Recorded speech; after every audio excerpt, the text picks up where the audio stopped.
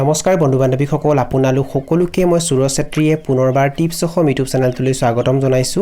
বন্ধু বান্ধৱীসকল এই কুকুৰাখিনি যে আপোনালোকে দেখিবলৈ পাইছে এইখিনি হৈছে সোণালী কুকুৰা আৰু এইখিনি হৈছে আমাৰ 4 নম্বৰ বেটছৰ সোণালী কুকুৰা আৰু ইয়াতে প্ৰায় 355টা সোণালী কুকুৰা আছে আৰু এই সোণালী কুকুৰাবোৰৰ বয়স হৈছে 73 দিন এই ভিডিওটোত আপোনালোকক জনাম যে 73 নম্বৰ দিনাখনলৈকে ইহঁতে দানা কিমান খালে লগতে আপোনালোকক এটো দেখুৱাম যে 73 দিনত এই সোণালী কুকুৰাবোৰৰ ওজন কিমান হয় এই ভিডিওটো আপোনালোকে প্ৰথমৰ পৰা শেষলৈ ভালকৈ চাব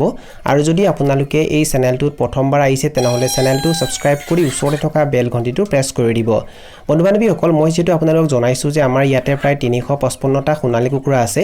আৰু এই সোণালী কুকুৰাবোৰে 1ৰ পৰা 73 নম্বৰ দিনাখনলৈকে সৰ্বমুঠ প্ৰায় 800 কেজি মান দানা খালে প্ৰথম অৱস্থাত ইহঁতক আমি 5 কেজি পিস্তাৰা দানা খাবলৈ দিছিলো আৰু পিস্তাৰা দানা শেষ হোৱাৰ পাছৰ পৰা ইহঁতক আমি লোকেল কুকুৰাৰ বাবে যি স্টাৰ্টাৰ দানা আহে হেতু খাবলৈ দি আছো আৰু প্ৰি-স্টাৰ্টাৰ আৰু স্টাৰ্টাৰ মিলাই এই সোণালী কুকুৰাবোৰে 1ৰ পৰা 73 নম্বৰ দিনাখনলৈকে সৰ্বমুঠ প্ৰায় 800 কেজি মান দানা খালে এই সোণালী কুকুৰাবোৰক এতিয়ালৈ আমি দুটা ভ্যাকচিন দিলো 7 দিন বয়সত ইহঁতক আমি F1 ভ্যাকচিন দিছিলো তাৰ পাছত 14 দিন বয়সত ইহঁতক আমি IBD ভ্যাকচিন দিছিলো আৰু ইয়াৰ উপৰি ইহঁতক আমি মাজে মাজে ভিটামিন আৰু ক্যালসিয়ামো দি থাকো আৰু এনেকৈ পোহপাল দিয়াৰ পাছত 73 দিনত ইহঁতৰ ওজন কিমান হয় হেতু এতিয়া আপোনালোকক দেখুৱাম আমি 4টা সোণালী কুকুৰা ধৰিম আমি দুটা মতা কুকুৰা ধৰিম আৰু দুজনী মাইকী কুকুৰা ধৰিম আৰু এই 4টা সোণালী কুকুৰাক ওজন কৰি আপোনালোকক দেখুৱাম যে 73 দিনত ইহঁতৰ ওজন কিমান হয়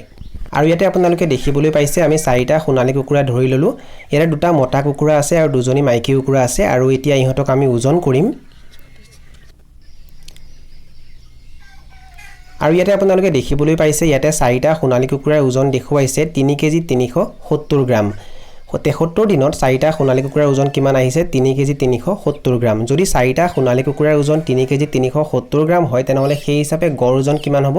842 গ্ৰাম মানে 73 দিনত এটা সোণালী কুকুৰাৰ ওজন কিমান আহিছে 842 গ্ৰাম